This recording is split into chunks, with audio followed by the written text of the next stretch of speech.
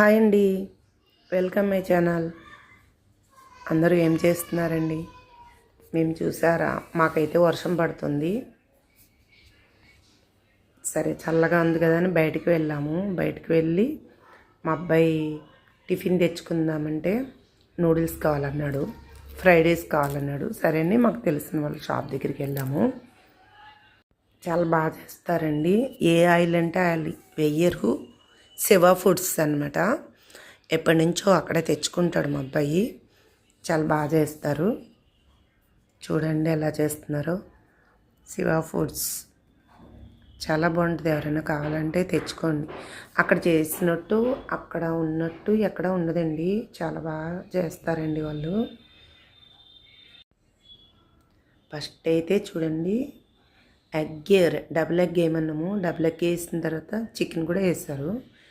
Oil అయితే మంచి oil వాడతారు.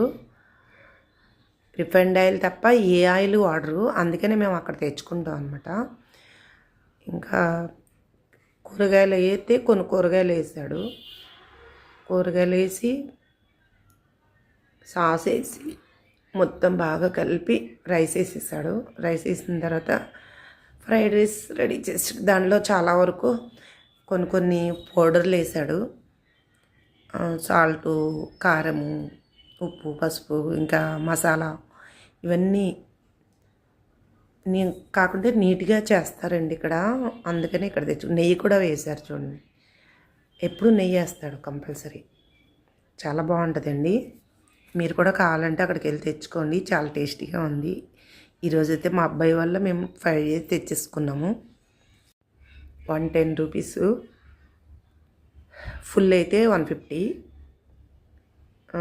నిజంగా చాలా బాగుంటుందండి టేస్ట్ అయితే. కారం కూడా తగ్గించేస్తారు, మనకి ఎలా కావాలంటే అలా చేస్తారు.